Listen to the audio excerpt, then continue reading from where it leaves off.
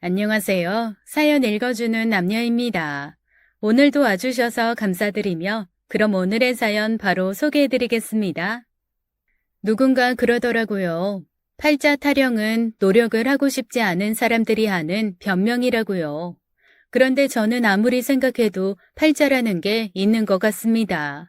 그리고 팔자라는 게 있다면 저는 박복한 팔자를 타고난 거겠죠.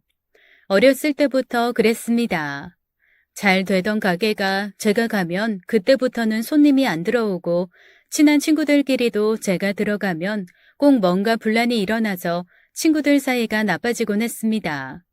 그때는 아무렇지도 않게 생각을 했는데 어느 순간 제 별명이 파괴지왕이 되어 있더라고요. 저만 가면 뭐든지 파괴가 된다는 뜻이었죠. 오죽하면 저한테 전쟁이 나면 우리 편이 아닌 다른 쪽으로 가라고 하더라고요. 네가 가는 곳은 무조건 망하게 되어 있어. 그러니까 너 만약에 우리나라에 전쟁 나면 다른 쪽 편에서 그래야 우리가 산다. 맞아, 맞아. 파괴지왕이 가는 곳에는 멸망이 있으리. 친구들이 우스갯소리로 한 말이지만 저한테는 그게 나를 규정하는 기준이 되고 말았습니다.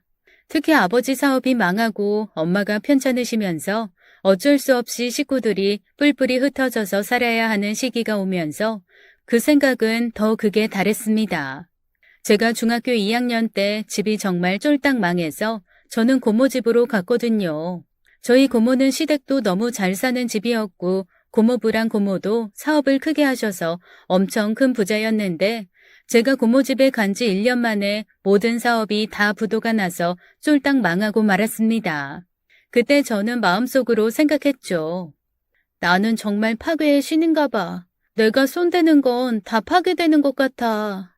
그 마음은 고등학교를 졸업하고 제가 대학교를 가면서까지 쭉 이어졌습니다. 얼마나 무서웠는지 아세요? 제가 졸업하고 1년 뒤에 제 고등학교는 폐교를 했습니다. 들리는 말에 의하면 그 이전부터 예견되었던 수순이라고 하는데 그래도 제가 졸업하고 나서 폐교가 된 것은 역시나 제 탓이 아닐까라는 동창들의 말이 있었어요. 대학도 마찬가지였습니다. 제가 들어간 대학은 4년제였는데 그 대학이 부실대학인가 뭔가로 걸려서 제가 다녔던 과가 사라졌어요. 대학교의 규모가 축소되면서 과가 통폐합이 되었거든요. 졸지에 입학했던 과와 다른 과로 졸업을 하게 되면서 많은 혼란이 있었습니다. 대놓고 말은 안 했지만 저랑 같이 다니던 동기들이 한숨 푹푹 쉬면서 어떡하냐 할 때 저는 속으로 생각했어요. 미안해 얘들아, 내 탓이야. 그렇게 저는 홀로 만약에 이 세상이 망한다면 나 때문일 거야 라는 생각을 가지며 살았습니다. 그러고 나니 선뜻 어느 회사로 취직을 하기도 너무 무섭더라고요. 그래서 아르바이트만 전전했는데 진짜 이건 또 무슨 일입니까? 제가 아르바이트를 한 프랜차이즈는 프랜차이즈가 망하기도 하고요. 제가 아르바이트를 한 가게는 주인이 월세를 못 낼 정도로 나빠져서 어느 날 야반도주를 하기도 하고 정말 1년을 못 견디더라고요. 이쯤 되면 그냥 제가 이 세상에서 사라져주는 게 나은 일이 아닐까라는 심각한 고민에 빠질 지경이었습니다. 당연히 저희 엄마 아빠는 제 초등학교 때 망한 사업 때문에 여전히 힘들게 사시느라 저한테 그 어떤 도움도 못 주시는 상태였죠. 할 수 없이 저는 취직은 생각도 못하고 그저 이런저런 아르바이트를 전전하며 살고 있었습니다. 그렇게 제가 찾은 아르바이트 중 하나는 바로 사주와 타로를 봐주는 일종의 점집 매니저였어요. 젊은 아이들이 많이 오는 사주나 타로 카페 이런 건 아니고 그래도 오시는 분들의 연령대가 있는 그런 곳이었는데 저는 거기에서 간단하게 예약 전화 받고 스케줄 정리하는 일을 했습니다. 가끔 부적 같은 거 택배로 보내달라고 하면 그런 일도 하고 청소도 하고 이것저것 사오는 일도 하는 잡부였던 거죠. 물론 시급은 최저였지만 그래도 큰 프랜차이즈나 애써서 오픈한 가게를 망하게 하지 않을 수 있다는 마음으로 그냥 다녔어요. 그런데 희한한 일이었습니다. 거기는 안 망하더라고요. 그래서 저는 점집에서 4년이나 일하는 장기 근속자가 되었습니다. 점을 봐주시는 분이 중년의 여자분이었는데 저한테 그러셨거든요. 자기는 사주가 희한해. 어딜 가면 절벽에 꽃 한 송이 못 피우는 것처럼 계속 메마른 사람으로 사는데 인연을 만나면 정말 절벽이 무너지고 멋진 풍광이 나오는 그런 사주야. 그런데 그 인연 만나기가 너무 고되다. 점집에 4년쯤 있다 보면 그런 종류의 얘기는 그냥 늘 들리는 얘기라서 저는 그냥 겉으로만 네네 하면서 대답을 하고 한 귀로 듣고 한 귀로는 흘렸습니다. 하지만 마음 한켠에는 약간의 희망이라는 것도 생기더라고요. 원래 점집이라는 게 그렇잖아요. 99개의 절망 속에 하나의 희망을 주고 그 희망으로 인해 조금 더 힘을 내게 해주는 어떤 원동력을 조금이라도 준달까요? 저는 종교도 없고 점과 미신을 그렇게 믿지도 않지만 그냥 점집에서 일하면서 제가 깨달은 건 그거였습니다. 아무리 내가 파괴지왕이더라도 내가 파괴하지 않는 것 하나만 있으면 그 하나를 보고 살 수 있게 하는 것, 그 하나의 희망을 주는 곳이 바로 여기일 수도 있겠구나. 그렇다면 약간의 거짓말을 하더라도 그 사람이 희망을 가질 수 있게 해준다면 뭐 나름의 의미는 있다. 거기까지가 딱 제 생각이었어요. 나름 제가 있는 점집은 사장님이 잘 보신다고 소문도 좀 나고 이런저런 잡다한 것을 요구하는 것도 아니어서 꾸준히 다니는 단골도 꽤 많았습니다. 그리고 그중 가장 오래 다니시는 분은 제가 그 점집에서 일하기 전부터 드나드셨다고 하더라고요. 저희 엄마보다 한 10살 정도 위인 분인데 하여간 그분은 이틀에 한 번, 3일에 한 번꼴로 저희 점집을 찾아오셨습니다. 오죽하면 저희 점집 대표님이 그분은 따로 예약받지 말고 그냥 오시는 대로 바로바로 들여보내라고 할 정도로 아주 찐 단골이셨어요. 그러니 당연히 그분과 저는 안면이 있죠. 근데 어느 날 그분이 저한테 그러시더라고요. 그 아가씨 사주가 굉장히 특이하다고 우리 선생님이 그러시던데 혹시 생년월일 그리고 태어난 시가 정확히 어떻게 돼요? 생년월일이요? 전 단골 손님이 제 생년월일을 물어보시는 건 처음이었어서 잠시 망설이다가 그냥 대답을 해드렸습니다. 근데 그거를 저희 대표님한테 물어보셨나 봐요. 제가 정말 나중에 알았지만 그 단골분 아들의 사주도 굉장히 특이한 사주라고 하더라고요. 그래서 그 사주와 맞지 않는 사람을 만나면 아주 큰 화를 입는다는 사주였는데 제가 그 아들분과 맞는 사주를 가졌다고 했습니다. 저는 그 사실을 아주 나중에서야 알았어요. 어쩐지 제 사주를 물어보고 며칠 뒤부터 그 단골 손님께서 자꾸만 저한테 과자도 갖다 주시고 케이크도 갖다 주시고 예쁜 옷도 갖다 주시고 저한테 뭘 자꾸 갖다 주시는 거예요. 저는 그런 건 처음이었어서 거절도 하고 이런 거 하지 마시라고 얘기를 했죠. 그런데도 그분은 계속 저한테 호의를 베푸시더라고요. 내가 너무 딸 같기도 하고 내 마음에 오래전부터 자꾸만 좋은 기운이 있는 것처럼 느껴져서 내가 친하게 지내고 싶어서 그래요. 난생 처음 듣는 말이었습니다. 오죽하면 제 부모님조차 저한테 너는 뭐든 손대면 파괴되니까 그냥 조용히 가만히 살으라고 했는데 난생 처음 보는 분, 그것도 가게에서 만난 단골분이 저한테 좋은 기운이 있다고 하니 제가 얼마나 낯설고 놀라겠어요. 그러면서 그분이 그러시더라고요. 우리 아들이 아가씨보다 6살 많거든. 그런데 내가 볼 때는 둘이 참 잘 어울리는 것 같아. 한번 만나보지 않겠어? 내가 아가씨 사주를 들었잖아. 우리 아들이랑 내일 모레 오후 2시에 동쪽에서 만나면 참 좋을 것 같은데. 어떻게 내가 장소를 좀 정해볼까? 네, 점집을 자주 다니시는 분 말투다웠습니다. 저는 사실 파괴지왕이라는 스스로에 대한 감옥 때문에 그동안 사람 만나는 것도 되게 꺼려왔거든요. 연애라는 것도 잘 안 해봤고 사실 생각도 없었고요. 그런데 굳이 자기 아들을 만나봤으면 좋겠다고 하시는 분이 나오니 그래 한번 만나나 볼까 하는 마음이 들었던 것도 사실입니다. 그래서 그냥 아무 생각 없이 그러겠다고 했죠. 그때는 진짜 깊이 생각할 여력도 없었고 별로 생각하고 싶지도 않았던 것 같아요. 그냥 뭐랄까 단골분 비위 맞춰드리는 정도였다고나 할까요? 그랬더니 정말로 그분은 정확하게 시간과 장소까지 정해서 저한테 갖다 주시더라고요. 그래서 사장님께 말씀드렸죠. 죄송한데 이때 제가 원래 근무 시간인데 저 단골 손님이 이렇게 시간을 갖고 와서 아들 좀 만나보라고 하셨거든요. 저 어떡하면 좋겠어요? 괜찮아. 먼저 나가봐. 그 정도 편히 받으려도 되는 손님이잖아. 사실 우리 집 오면서 항상 아들 걱정하셨거든. 아들 여자친구 배우자 그런 거였는데 자기가 딱 맞는 것 같기는 해. 그러니까 한번 만나봐. 만나봐. 그렇게 저는 얼결에 사장님과 단골 손님 이 두 분에게 약간 떠밀리다시피 해서 남자를 만나게 되었습니다. 그렇게 만난 단골 손님의 아들은 첫인상은 그렇게 임팩트 있지 않았어요. 그냥 되게 유순하고 착한 사람, 뭔가 자기 엄마와는 조금 느낌이 다른 사람 그 정도였죠. 그런데 얘기를 하다 보니까 마음이 편해지더라고요. 뭐랄까, 이 사람이라면 내가 모든 걸 파괴하지 않고도 잘 지낼 수 있지 않을까라는 막연한 믿음이 들어오는 그런 사람이었습니다. 그렇게 그 사람과 만나서 헤어지는데 그 사람이 굉장히 머뭇머뭇거리면서 이렇게 얘기하더라고요. 진짜 이상하게 들리시겠지만 저희 엄마가 두 번째 만남은 3일 뒤 오후 7시 40분 정도에 서쪽에서 하라고 하시거든요. 저 이상한 사람 아니고요. 그냥 정말 죽은 사람 소원도 들어준다는데 산 어머니 소원 못 들어줄까 하는 마음으로 말씀드리는 건데요. 저 괜찮으시면. 아무렇지도 않아요. 단골 손님이시잖아요. 어머니가 어떤 분이신지 잘 알고 있어요. 그 정도야 뭐 저한테 피해되는 것도 없는데 들어드려야죠. 그럼 서쪽에서 뵐까요? 감사합니다. 제가 장소는 정해서 연락드릴게요. 네, 알겠습니다. 그때 봬요. 우린 서쪽에서 만나요. 제가 서쪽에서 만나자는 말을 하자 그 사람이 정말로 크게 웃더군요.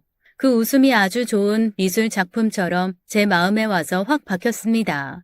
아마 그때부터 저는 그 사람을 좋아하게 된 것 같았어요. 저희는 그렇게 자연스레 연애를 시작했습니다. 일반 남녀 같았어요. 아주 평범한 남녀요. 다만 며칠에 한 번씩 그가 어느 방향에서 만나자라는 얘기를 하는 것만 빼고 말이죠. 아마 그거는 저희 단골 손님이신 그분의 어머니가 말씀을 하신 듯 했습니다. 한두 번은 어머니가 만나라는 날 외에 저희는 만나기도 했어요. 왜냐면 무슨 왕과 궁녀의 만남도 아니고 젊은 남녀가 연애하고 데이트하면서 어른이 정해준 날만 만나라는 법은 없잖아요. 어머니가 정해준 날이 아닐 때 만나면 그는 항상 이렇게 얘기했습니다. 오늘 데이트한 건 엄마한테 말하면 안 돼. 괜히 잔소리 들어. 말 안 해요. 뭐 일일이 다 얘기를 해. 다만 어머님이 언제 만나라, 몇 시에 만나라, 어느 방향에서 만나라 그럼 그냥 그거나 지켜요. 그렇게 저희는 어머님이 정해주신 한 달에 4~5번의 데이트 외에 더 많은 데이트를 즐겼습니다. 당연히 어머님 몰래 말이죠. 그러면서 점점 수순 따라 결혼으로 다가가고 있었습니다.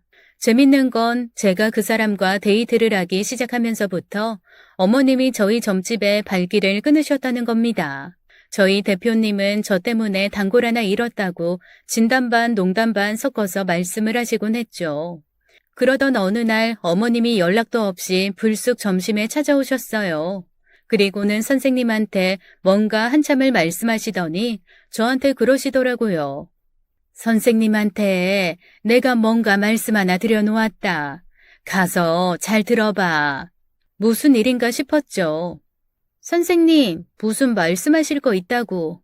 내가 아니고 네 시어머니 될 분이 대신 말해달라 하고 가신 거 전하는 거지. 네? 그게 무슨 말씀이세요? 예, 너 시집 가야겠어. 갑자기요? 오늘 와서 너희 날짜 받아가셨어. 그 중에 제일 좋은 날이 4개월 뒤야. 그런데 그 전에 너 여기 그만뒀으면 좋겠다고 말씀하시네. 그럼 돈 어디서 벌어요? 저 돈 벌어야 돼요. 모아놓은 돈도 없고. 알지. 네가 여기서 뭐 돈 많이나 받았니? 나도 네가 그렇게 적은 돈으로 오랫동안 있어줘서 많이 고맙기는 했는데 어쨌거나 네 시어머니 될 사람이 네가 여길 그만둬줬으면 좋겠다고 하잖니. 그리고 너 그래도 한 2년은 같이 살아야 된다 시어머니랑. 왜요? 그게 네 남편 될 사람 기운에 좋대. 나 말고 또 어디 다니시는 데가 있나 봐. 그래서 아마 우리 집 쪽에 발길을 끊으셨던 것 같아. 아, 그럼 거기서 그런 말을 한 거예요? 워낙 그런 걸 좋아하시니까 그렇지. 나야 뭐 사실 신기가 있니 뭐가 있니? 그냥 듣기 좋은 말 해주고 하는 거지. 너도 알잖아. 그래서 요즘에 점점 손님들 젊은 친구들로 많이 바뀌고 있고, 그런데 아마 진짜 뭘 좀 보는 사람한테 가신 것 같아. 그분이 네 사주랑 아들 사주랑 아주 잘 맞는다는 말을 해줬나 봐. 다행이지 뭐. 하긴 뭐 사주는 있는 걸로 보는 거니까 다들 그렇게 다른 말은 안 하긴 할 텐데, 그 외에 뭐 몇 가지 더 들으신 말씀이 있나 보더라.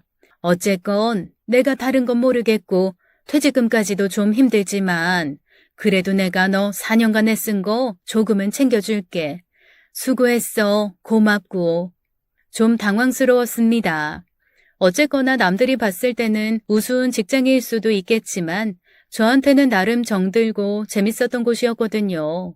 그런 곳을 저한테 이런 방구 말도 없이 사장님과 직접 얘기해서 그만두게 한다는 것 자체가 조금 이상했고 기분도 별로 좋지는 않았어요. 그래도 뭐 결혼하고 나서까지 다닐 생각은 저도 사실 없었으니까요. 그렇게 그날 저녁 남자친구를 만났을 때 남자친구가 그러더라고요. 나 되게 멋지게 프로포즈 하려고 그랬는데 오늘 우리 엄마 때문에 산통 다 깨졌어. 엄마가 벌써 뉘앙스 다 풍기셨지? 그렇지 뭐. 어쩌다 알게 됐어요. 근데 우리 정말 결혼해? 나 프로포즈 되게 멋있게 하려고 했어. 근데 갑자기 엄마가 오늘 나한테 전화해서 그러시는 거야. 너 일하는 데 가셔서 애들 4개월 뒤에 결혼시켜야 되니까 그만두라고 했다고. 내가 엄마 그게 무슨 소리냐? 나 아직 프로포즈도 안 했고 날짜는 우리끼리 먼저 좀 잡아봐야 되는 거 아니냐고 그랬더니 아이 엄마가 아니 4개월 뒤에 그날이 정말 100년에 한 번에 오는 기일인데 그날을 놓칠 거냐고 화를 내시더라고. 진짜 이제 나도 엄마 저러시는 거 너무 지겹다. 아니에요. 됐어요. 뭐 길일이라면 나쁜 것도 아닌데 뭐. 그런 거 지켜서 해로울 건 없잖아. 다들 손 있는 날, 손 없는 날 그런 거 따져서 이사하는 것도 그렇고. 그리고 오빠랑 나도 사실 결혼 미룰 생각 없었잖아요.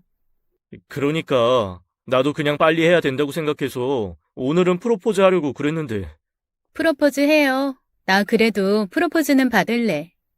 그럴까? 그러면 일단 자 여기 반지 그리고 사랑해. 미래의 내 아이의 멋진 엄마가 되어주고 나의 사랑스러운 아내가 되어줘. 그리고 나와 함께 가족을 이뤄서 정말 행복하게 살자. 너를 만난 건 우리 엄마 때문이긴 하지만 그냥 너를 안 만났으면 내가 이렇게 행복하지도 않았을 것 같아. 내가 요즘 느끼고 있는 행복은 하나에서 10까지 다 네 덕분이야. 고맙다. 사랑해. 행복하자. 약간은 더듬거리고 앞뒤도 잘 안 맞고 두서가 없었지만 그의 프로포즈는 진심이었습니다. 그래서 저는 행복하게 프로포즈를 받아들였죠. 4개월의 결혼 준비 시간은 참 짧았습니다. 저희 엄마 아빠는 제가 연애한다는 것도 몰랐다가 갑자기 4개월 뒤에 결혼하겠다는 말씀을 드렸더니 몹시 당황하시더라고요. 얼결에 상견례에 각종 촬영까지 마무리하면서 정말 모든 게 얼결에 흘러갔습니다. 그리고 그 모든 얼결 안에는 어머니의 치밀한 날짜 선정이 있었죠. 예, 웨딩 촬영은 산에서 해라. 너희가 물이 별로 안 좋댄다. 나무 많은 곳에서 해, 웨딩 촬영. 그것도 남동 쪽에 좋은 기운이 있다니까 남동 쪽에 있는 수목원 이런 데 가서 하거라. 그리고 상견례는 해산물 쪽으로 잡어. 그 사돈댁하고 우리 집하고 궁합이 해물이란다. 그러니까 횟집이나 일식 그쪽으로 잡자.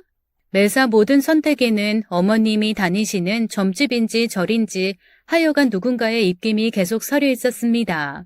제가 한 번은 지나가면서 여쭤본 적이 있었어요. 어머니, 저희 가게 말고 어디 다니시는 거예요? 그랬더니 어머님은 아주 은밀한 눈빛으로 저에게 쉿이라고 하신 다음에 그러시더라고요. 굉장히 신기가 좋으신 분이야. 아주 예민하신 분이고 본인의 능력과 얘기가 여러 곳으로 퍼지는 걸 원하지 않으셔. 나중에, 아주 나중에 내가 한번 뵙게 해주마. 그 전까지는 그냥 가만히 있어. 그렇게 말씀하시니 더 이상 여쭤보기도 애매하더라고요. 어쨌건 저희는 신혼여행지까지 어머님이 참견하시고 정해주시는 대로 다 정했습니다. 사실 좀 불편하기도 했지만 솔직히 말하면 저는 신혼여행도 그렇고 결혼식장도 그렇고 그렇게 크게 꿈꾸는 바가 없었거든요. 그런 꿈을 아예 꿀 수가 없었죠. 파괴지왕이 무슨 꿈을 꾸겠어요. 제가 손만 대면 다 파괴된다고 생각하고 살아왔던 세월이었는데 그 어떤 것도 제 계획엔 없었거든요. 그런데 마침 어머님이 너무 이상하거나 싸구려나 그런 걸 권하시는 것도 아니고 제가 봤을 때도 이거 되게 좋은데 여기 너무 멋있는데 하는 것들을 권하시니 저로서는 거절할 이유가 없었죠. 그리고 거절해서 어머님의 마음을 상하게 하는 것보다는 그냥 좋은 게 좋으려니 하고 받아들이는 게 괜찮을 거라는 생각도 있었습니다. 그렇게 저희의 신혼여행지는 태국으로 잡혔어요. 태국도 어머님이 무당에게 받아오신 나라였어요. 태국 중에서도 치앙마이, 그 안에 어떤 숙소가 좋다는 것까지 다 어머님이 정해주셨죠. 한 번도 안 나가본 곳이고 신혼여행지로 괜찮을 것 같아서 저도 좋다고 했고요. 그런데 문제는 여기서부터였습니다. 나도 치앙마이가 항상 가보고 싶었어. 이번에 너희 갈 때 그냥 나도 따라가야겠다. 엄마, 신혼여행을 시어머니가 왜 따라와요? 예, 내가 너희 뭐 따라다닌다니? 관광하고 그런 거 너희 마음대로 해. 그냥 호텔만 같이 써. 그리고 어차피 방 같이 쓰는 것도 아닌데 무슨. 서로 관광 자유롭게 할 동안 나는 내가 알아서 놀고 그냥 내 구경할 거야. 그리고 그렇게 따지면 너희 가는 시기에 치앙마이 가는 한국인이 대체 몇 명이나 되겠니? 그 사람들이랑 그냥 똑같다고 생각해. 그 사람들이 다 너희 신혼여행 방해하러 가는 건 아니잖아. 참 이상한 말이지만 딱히 반박할 말도 없었습니다. 아니 신혼여행을 따라오겠다고 하는 것 자체가 저한테는 너무 이상한 일이었지만 그렇다고 해서 신혼여행을 절대 따라오면 안 된다고 해야 하는 법도 없었죠. 어머님 말씀대로 저희랑 같은 비행기를 타고 가는 수백 명, 수천 명이 다 저희를 따라다니는 건 아니잖아요. 네, 어머님, 그러세요. 어쩔 수 없이 저는 그러시라고 얘기를 했습니다. 하지만 결혼식이 끝나고 신혼여행지로 가는 공항에서부터 여러 가지가 삐걱였어요. 저희 뒤쪽에 줄 서 계신 어머니도 불편하고 그런 어머니 신경 쓰랴, 저한테 신경 쓰랴, 잔뜩 곤두서 있는 남편을 보는 것도 불편했습니다. 하지만 그렇게 남편이 뒤를 돌아볼 때마다 어머니는 나 신경 쓰지 마. 모르는 아줌마 취급해 그냥. 이라 말씀하셨고 오히려 자꾸 어머니를 볼 때마다 다른 사람들 시선이 더 쏠리는 것 같아 그냥 정말로 모르는 척 하기로 했습니다. 어차피 비행기에 타서는 좌석이 다르고 너무 피곤해서 자느라 아무것도 신경을 못 쓰기는 했어요. 그렇게 치앙마이에 도착했고 호텔로 들어갔습니다. 신혼 첫날 밤이었죠. 우리 로맨틱하게 춤도 좀 추고 같이 목욕도 하고 그러면서 시간을 좀 보낼까? 아니야. 우리 빨리 자자. 우리 비행기에서도 피곤했잖아. 지금 결혼식하고 비행기 타고 와서 거의 14시간 깨 있었어. 너무 피곤해. 하긴 자기 피곤하면 안 돼. 컨디션 챙겨야지. 피곤하면 내일 관광도 못하고 몸도 안 좋아진다. 얼른 자자 그냥. 너무 피곤해서 남편과 함께 잠자리에 막 들려던 찰나 호텔 전화기가 울렸습니다. 엄마 왜 그러세요? 어디 아파요? 왜? 어머니 편찮으시대. 잠깐만 나 엄마한테 좀 갔다 올게. 그렇게 남편은 허둥지둥 호텔방을 나섰습니다. 그리고 새벽 2시, 3시, 4시가 되도록 방으로 돌아오지 못했죠. 저는 남편을 기다리다가 저도 모르게 잠이 들어버렸습니다. 정말로 피곤했는지 누가 업어가도 모를 정도로 깊이 잠이 들었는데 깨보니 벌써 아침 8시더라고요. 그리고 침대에는 남편이 없었습니다. 그제야 너무 놀라서 남편에게 전화를 했죠. 그랬더니 남편이 아주 지친 목소리로 전화를 받더니 그러더라고요. 엄마가 밤새 배 아프다 그러고 화장실 들락거리고 병원을 가자고 그랬는데 병원은 싫다. 그리고 무조건 옆에 좀 있어달라고 그러시더라고. 그래서 방으로 못 돌아갔어. 당신은 좀 잔 거야? 나는 정말 기절하듯이 잤거든. 미안해. 내가 미처 챙기지도 못하고. 지금이라도 가볼게. 아니야. 엄마 지금 괜찮아지셨어. 엄마 좀 주무신대. 안 그래도 나 지금 막 방으로 가려던 참이야. 얼른 와요. 그렇게 남편은 잔뜩 지친 채 방으로 왔습니다. 그리고 저를 꼭 끌어안고 투정하듯 말하더라고요. 이게 뭐야. 첫날 밤도 제대로 못 치르고. 자기야, 우리 지금이라도. 무슨 소리야 지금. 오빠 완전히 죽기 직전 사람 같아. 밤에 한숨도 못 잤지. 한숨도 못 잤어. 비행기 타고 오면서 잠깐 잔 거 외에는 지금 밤을 꼬박 샌 거지. 오빠 그러다가 진짜 쓰러져. 일단 오늘은 관광이고 뭐고 일단 오빠는 호텔에서 좀 자라. 그러면 자긴 뭐 하게. 나는 그냥 호텔 앞에 잠깐 갔다가 로비에서 놀기도 하고 근처 좀 돌아다니다가 들어올게. 우리 오후쯤에 같이 늦은 점심 먹고 저녁 같이 보내면 되지 뭐. 그래도 괜찮겠어? 너무 미안해. 진짜 미안하다. 미안할 거 없어. 어머님이 편찮으셔서 그런 거잖아. 그러면 나 잠깐 나갔다 올 테니까 오빠 일단 좀 자고 있어.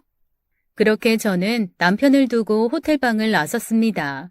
사실 남편이랑 같이 좀 돌아다니고 싶기도 했지만 정말 눈 밑에 다크서클이 턱끝까지 내려와서 너무너무 피곤해 보였거든요. 그런 사람 데리고 나가봐야 소용이 없을 것 같아서 일단은 재우기로 한 거죠. 그렇게 남편은 호텔방에서 푹 잠을 자고 저는 아래로 내려왔습니다. 그런데 저 앞에서 너무나 깔깔깔 웃는 소리가 크게 들리는 거예요. 뭐지 하고 봤더니 세상에 어머님이신 거 있죠? 어머님은 호텔 바로 옆에 있는 코끼리 체험장에서 코끼리를 타고 너무 신나게 즐기고 계시더라고요. 아니 지난밤에 그렇게 편찮으셨다는 분이 너무 쌩쌩하신 거예요. 그래서 제가 가까이 가서 어머님을 아는 척을 하려다가 어쩐지 지금 제가 아는 척을 하면 안 될 것 같다는 생각이 들더라고요. 그렇게 호텔 주변을 혼자 돌아다니다가 방으로 들어오니 남편은 그제서야 잠에서 깨서 부시시하게 앉아 있었습니다. 그런데 아무리 푹 잤어도 제대로 수면의 흐름이 잡히지 않고 중간에 수면 흐름이 끊기면 아무래도 피곤이 풀리지 않고 더 쌓이는 느낌이잖아요. 어쩐지 남편이 그래 보였어요. 약간 비몽사몽한 상태에서 점심 겸 저녁을 먹고 둘이 어디 나갈 힘도 없어서 그냥 호텔방에서 쉬기로 했죠. 그리고 그날 저녁 그제서야 조금 살아난 남편이 저한테 슬그머니 다가오면서 그러더라고요. 우리 어제 못 즐긴 신혼의 첫날 밤을 오늘 한번 제대로 즐겨볼까? 아, 몰라, 진짜. 남편이 딱 저를 안고 볼에다가 입을 맞췄을 때였습니다. 호텔 방문을 누군가가 부서질 듯 두들기더라고요. 문 열어, 문 열어. 남편이 후다닥 달려가 문을 여니 거기에는 술이 얼큰하게 취한 시어머니가 서 계셨습니다. 아유, 엄마, 이건 또 뭐예요? 내가 오늘 하루 종일 밖에서 놀다 보니 세상에 죽은 네 아빠도 생각이 나고 과부가 혼자 살면서 자식 키우며 당했던 서름도 생각이 나고 아이고 이 좋은 데를 네 아버지는 왜 못 보고 그렇게 일찍 갔을까 한스럽기도 하고 내가 정말 생각이 많고 서럽고 슬프고 외롭고 괴롭고 술을 안 마시고는 살 수가 없었다. 아들아, 아들아. 세상에 잔뜩 취한 시어머니는 저희 방으로 들어와서 그때부터 밤새 술주정을 시작했습니다. 차라리 혼자 편찮으셔서 남편이 시어머니한테 가 있으면 저는 잠이라도 잤죠. 방에 와서 내내 술주정을 해드시는 통에 저는 정신이 혼미할 지경이었습니다. 엄마 그러지 말고 제가 방으로 모셔다 드릴게요. 방으로 가세요. 방? 여기가 내 방이다. 여기가 내 방이야. 술에 취한 시어머니는 도저히 컨트롤이 불가능했어요. 그렇게 한창 주정을 하시더니 남편의 손을 꼭 잡고 끌어안으시고는 갑자기 침대로 가시더라고요. 그리고 남편을 억지로 눕히고는 그 옆에 누워서 남편을 꼭 끌어안으셨습니다. 내가 그래도 아들 하나 잘 키워서 이렇게 아들 안고 잠도 자네. 그리고 시어머니는 손에 남편의 옷자락을 돌돌 말아주고 마치 포박하듯 남편을 안고 잠이 들어버리셨어요. 저는 졸지에 시어머니에게 자리를 뺏긴 불쌍한 며느리가 돼버렸죠. 남편이 아무리 발버둥 치고 일어나려고 해도 시어머니가 어찌나 꽉 안고 안아주시는지 도저히 빠져나올 길이 안 보였습니다. 여보, 그냥 여기서 오늘 어머님이랑 자. 내가 어머님 방에 가서 잘게. 그건 말이 안 되지. 우리 이틀째 이게 대체 뭐야? 아니, 엄마는 왜 신혼여행까지 따라와서 우리를 이렇게 괴롭혀? 으이씨. 그냥 아버님 생각나셨다잖아. 나 그냥 어머님 방에서 잘게. 미안한데 나 정말 너무 잠이 쏟아져. 저는 어머님한테서 방키를 가져다가 어머님 방으로 갔습니다. 그리고 거기서 잠을 청했죠. 속이 부글부글 끓어올라서 잠이 잘 오지 않을 것 같더니 몸도 피곤하고 마음도 피곤했는지 또 금세 잠이 들어버리고 말았습니다. 그렇게 일어나니 아니나 다를까 아침 9시더라고요. 어머님 방에서 나와 저희 방으로 갔습니다. 어머님은 여전히 꿈나라셨고 남편은 어머님 옆에서 멍하게 앉아 있었어요. 나 한숨도 못 잤어. 어머님, 좀 일어나 보세요. 속 안 쓰리세요? 어떻게 뭐 똠양꿍이라도 드실래요? 여긴 해장국은 없고 국물 요리는 아무래도 똠양꿍이나 쌀국수라도 드실래요? 아우 머리야, 됐어. 나 내 방 가서 그냥 누울래. 근데 내가 왜 여기 있니? 너희가 날 여기로 데리고 왔니? 엄마 무슨 소리야? 엄마 어제 완전 진상이었어요. 몰라요. 방으로 가요 진짜. 그리고 오늘은 진짜 우리 좀 방해하지 마요. 신혼여행 마지막 날까지 엄마랑 내가 있을 순 없잖아요. 아니 내가 뭘 방해했다고 그러니? 그래 얘, 내가 첫날에는 아팠고 어제는 기억은 안 나지만 내가 뭐 일부러 그랬니? 정말 너 말 너무 서운하게 한다. 아이고 서러워라. 적반하장도 이런 적반하장이 따로 없더라고요. 어머님은 오히려 남편에게 서운하다고 하고 방으로 돌아가셨고 저희는 너무 지쳐서 밖을 나갈 힘도 없었습니다. 여보, 그냥 호텔방 안에서 쉴까? 우리 첫날 밤 말고 첫날 낮을 그냥 지금 누려볼까? 아니야, 나 너무 피곤해. 너무 힘들어. 하긴 나도 그래. 그럼 우리 2시간만 자고 오후에 나가서 근처 산책이나 하자. 그래도 쇼핑센터는 구경하고 가야지. 그건 나중에 생각하고 일단은 자자. 그렇게 저희는 이국적인 풍경은 눈에 담지도 못한 채 그저 피곤에 쪄들어 다시 침대로 들어가 잠이 들고 말았습니다. 눈을 뜨니 벌써 어둑어둑해지기 시작했더라고요. 그래도 저녁은 먹어야지 싶어 나갔습니다. 저녁을 먹고 들어왔는데 호텔방 키가 안 먹히더라고요. 아무리 애를 써도 호텔방 문이 열리지 않았습니다. 그래서 카운터에 가서 호텔방 문이 열리지 않는다고 얘기를 했죠. 카운터에서는 자기네 예비키로 도와주겠다며 올라와서 문을 열어주었습니다. 간신히 방으로 들어가 짐 좀 챙기고 둘만의 시간을 보내려는데 또 밖에서 누가 문을 두들기더라고요. 어머니였어요. 예, 내 방 문이 안 열린다. 근데 나 여기서 일단 좀 씻어야겠다. 너무 찝찝해. 아니 엄마, 호텔 프론트에 가서 예비키로 열어달라 그래요. 우리도 호텔방 문 안 열려가지고 걔네한테 부탁해서 열었어요. 지금 프론트에 단체 관광이 왔는지 사람이 너무 많아. 일단 너희 방에서 좀 씻기만 한다니까. 그렇게 또다시 저희 방으로 들어온 시어머니는 탕에 물을 받기 시작하셨습니다. 그리고 자그마치 3시간을 탕 목욕을 하시더라고요. 시어머니가 탕에서 그렇게 오랫동안 계시니 저희는 밖에서 뭘 할 수가 없잖아요.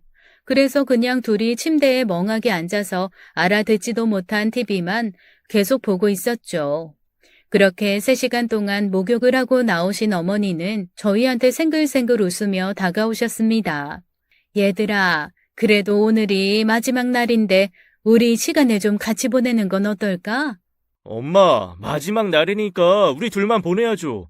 이 첫날엔 엄마 아팠고 어제는 엄마 술주정했고 오늘까지 엄마랑 같이 있으라고요? 무슨 말이 안 되는 소리라고 그러세요? 그러면 지금 방문도 안 열리는데 지금 나 내 쫓는 거니? 나 그럼 뭐 밖에서 혼자 돌아다녀야 되겠니? 아니 어머님 그게 아니고요. 프론트에 얘기해서 예비키를 받으면 너희 정말 너무한다. 너무 나를 괄시한다 정말. 나는 그냥 이렇게 외국에 아들 며느리랑 나왔으니 마지막 날 서로 마음에 있는 소리도 하고 앞으로 한번 잘 살아보자 다짐도 좀 하고 그러면서 시간 보내고 싶은데 너희는 어쩜 이렇게 나를 방에서 자꾸만 내쫓으려고 하니? 아유, 알았어요. 그러면 제가 프론트에 가서 키 바꿔다 드릴 테니까 그때 방으로 가서 주무세요. 여기서 얘기 좀 하다 가시고요. 그래, 내가 뭐 여기서 잔다고 그랬니? 그냥 잠깐 얘기 좀 하자는 거지. 그때부터 시어머니는 또 자신의 얘기를 시작하셨습니다. 3시간 목욕하신 것도 모자라 그 다음부터 끝도 없이 얘기를 하면서 또 2시간, 3시간이 흐르기 시작했어요. 그리고 어느덧 새벽 1시가 되었죠. 저는 정말 쏟아지는 잠 때문에 도저히 어떻게 견딜 수가 없더라고요. 그때 시어머니가 하품을 하고 눈이 거물거물 감기는 저를 보고 남편한테 그러셨습니다. 얘, 가서 내 키 좀 바꿔 와라. 얘, 너무 졸려한다. 너희 자야겠다. 그렇게 남편이 키를 교환하러 나간 후 시어머니는 슬그머니 침대에 기대셨습니다. 아유, 피곤해라. 나도 너무 떠들었나 피곤하네. 어머님, 이제 키 오면 방으로 들어가서 주무세요. 내일 어차피 저희 오전에 체크아웃하고 바로 공항 가야 하니까 그냥 지금은 가서 편하게 주무세요. 시어머니가 대답이 없었습니다. 뭐지? 왜 대답이 없으시지? 싶어서 들여다보았더니 세상에 그새 잠이 드신 거예요. 드르렁 드르렁 코까지 골면서 시어머니는 깊은 잠에 빠져 있었죠. 남편이 나간 지 불과 30초도 안 돼서 벌어진 일이었습니다. 5분도 되지 않아 후다닥 키를 바꿔가지고 올라온 남편은 자기 엄마가 제 침대 옆에서 자고 있는 걸 보고 황당하다는 얼굴로 우뚝 서버렸어요. 아니, 이게 대체 무슨 일이야? 왜 여기서 주무시고 계신 거야? 몰라, 어머님이 잠들어 버리셨어. 아이, 그러면 엄마 여기서 주무시게 하고 우리 엄마 방에 가서 잘까? 아니, 어떻게 그래. 그래도 여기 어머님 혼자 두고. 어차피 그냥 방 바꿨다고 생각하면 되지. 그냥 자기랑 나랑 가서 엄마 방 가서 자자. 그때였어요. 잠든 줄 알았던 시어머니가 벌떡 일어나시더라고요. 얘, 키 가져왔니? 네, 엄마. 아유, 어지러워. 내가 잠들었었나 보다. 잠깐, 왜 이렇게 어지럽지? 얘, 너 나 좀 부축해서 방으로 좀 데려다 줘. 네, 알았어요. 같이 가세요.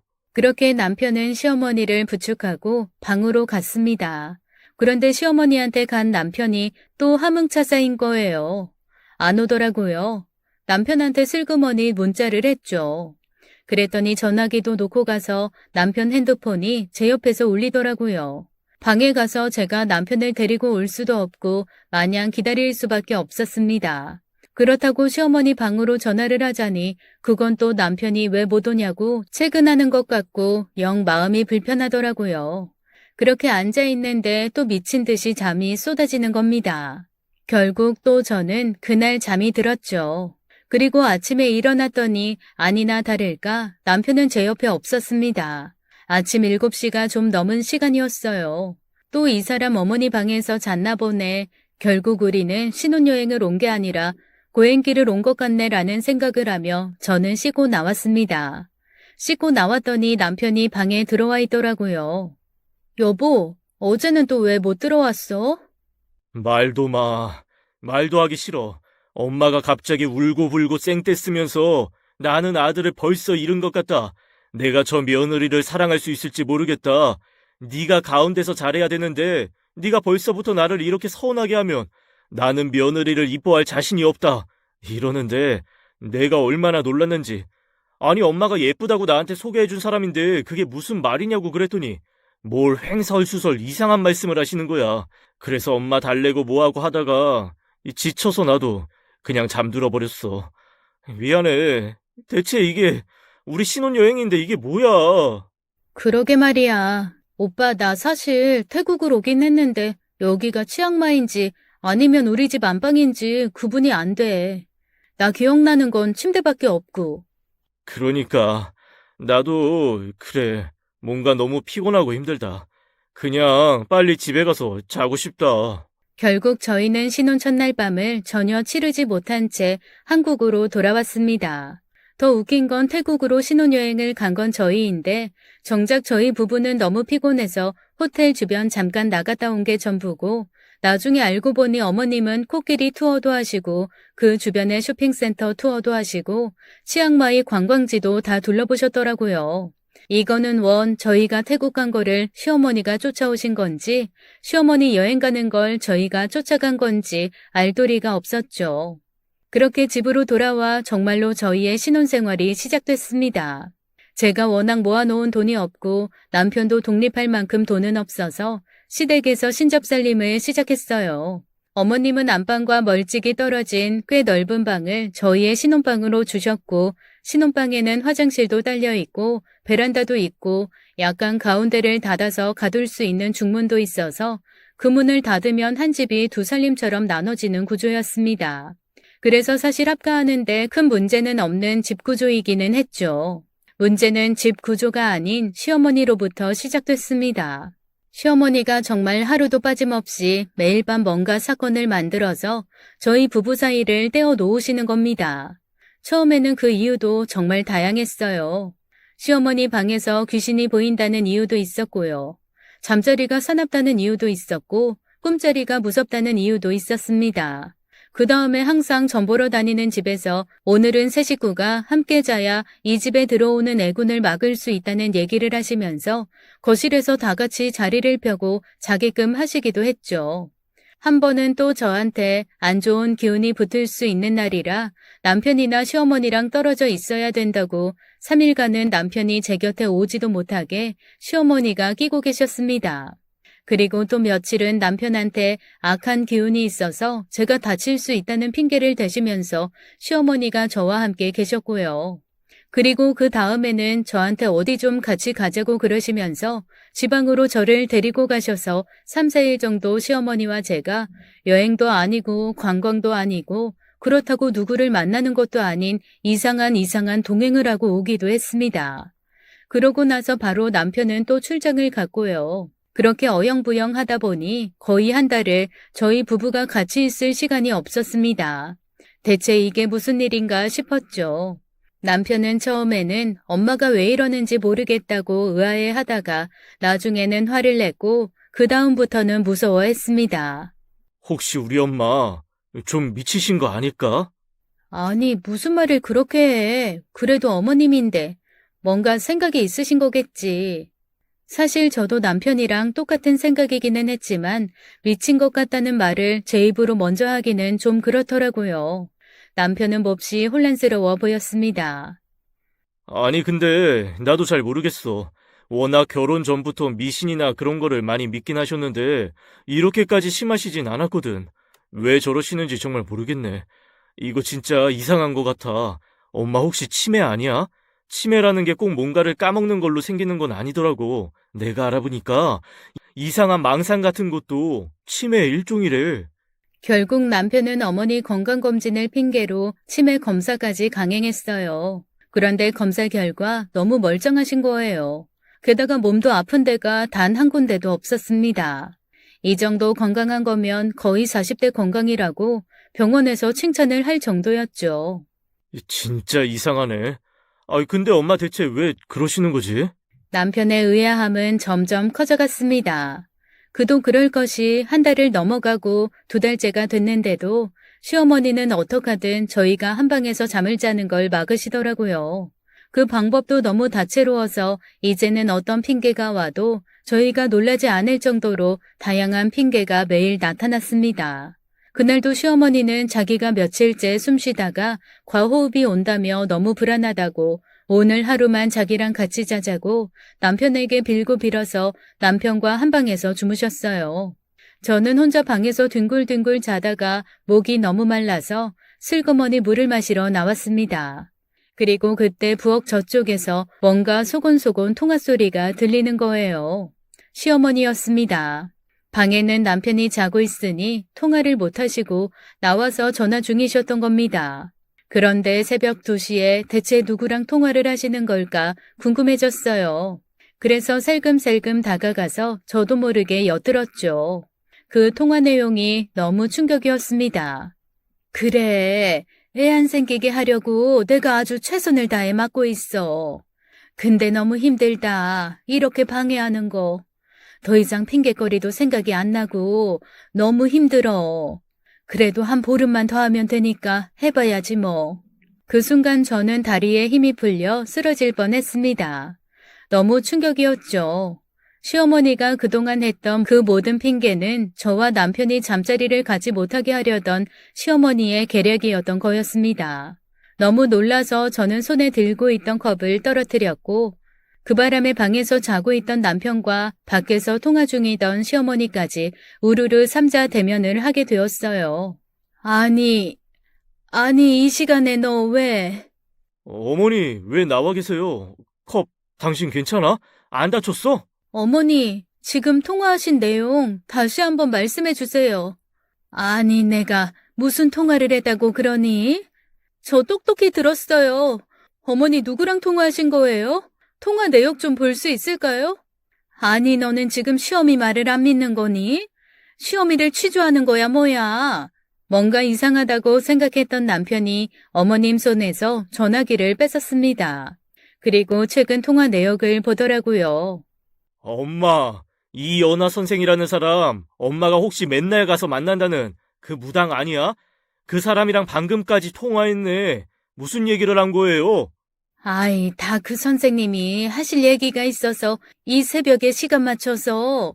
여보, 어머님이 우리 잠자리 일부러 방해하신 것 같아. 어머, 얘, 그게 무슨 말이야? 나 똑똑히 들었어. 이젠 더 이상 핑계도 생각 안 난다고. 우리 잠자리 방해할 핑계. 엄마, 그게 무슨 말이에요? 이 사람 하는 말이 맞아요? 아니야. 정말 내가 연화 선생님이 꼭 새벽 2시에 전화를 해달라고 해서. 엄마! 남편의 다그침에 시어머니는 그제야 모든 것을 털어놓으셨어요. 내가 나 때문에 그랬니? 너희 위해서 그랬지. 우리 연화 선생님이 그러잖니. 너희 2달 안에 아이 들어서면 이 집안이 망한댄다. 들어서자마자 온갖 안 좋은 일이 다 생긴대. 그리고 애가 들어서면 일주일도 안 돼서 너 크게 다치고 내장도 안 좋아지고 하여간 네 몸이 아주 작살난다고 그러더라. 그러니까 내가 어떡하겠니? 막아야지. 근데 너희가 알면은 안 될 것 같아서 그냥 그렇게 막았던 거야. 아니, 엄마, 그러면 집안 망하고 나 다치고 그럴까봐 신혼여행까지 따라와서 그랬던 거예요? 그럼 별 수 있니? 2달은 막으라는데. 2년도 아니고 2달 정도는 어떻게든 막아보자 했던 거지. 너무 어이가 없었습니다. 그리고 더 어이가 없었던 건 무당 말에 의하면 아이가 생기고 한두 주 안에 남편이 크게 다쳐야 되는 거잖아요. 그런데 사실 저 임신 3개월째거든요. 만약에 무당 말이 맞다면 이미 남편은 만신창이가 돼서 병원에 누워 있어야 맞습니다. 결국 그 무당 말이 틀렸던 거죠. 그래서 저는 어머님께 말씀드렸어요. 어머니, 저 혼전 임신이에요. 뱃속에 아이 있어요. 3개월 지났어요. 이제 조만간 4개월이에요. 말씀 못 드려서 죄송해요. 그런데 아이 생겼다고 하면 날 받기 전에 아이 생겼다고 뭐라고 하실까봐 숨겼어요. 이 아이 저는 꼭 낳고 싶거든요. 제 말을 듣고 충격에 빠진 시어머니는 털썩 주저앉으셨습니다. 뭐? 벌써 아이가 생겼다고? 아이고, 세상에. 내가 2달 뒤에 너희가 꼭 아이를 가져야 될 합방일 몇 개를 받아놨는데 그때 아이가 생겨야 자기 아빠의 복덩이로 태어난다고 하는데.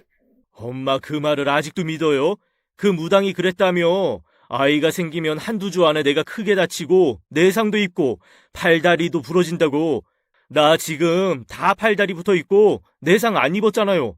이미 결혼 전에 그럼 나는 완전 작살이 났어야 맞는데 그 무당 말이 틀렸다는 거 지금 딱 이렇게 증명된 거 아니에요? 그런데 여전히 믿어요? 그제서야 어머니는 살짝 정신을 차리신 얼굴이 됐습니다. 그렇네. 하지만 연하 선생님이 틀릴 리가 없는데. 틀린 거지. 완전 이상한 사람이구만. 믿을 만한 사람이 못 되네.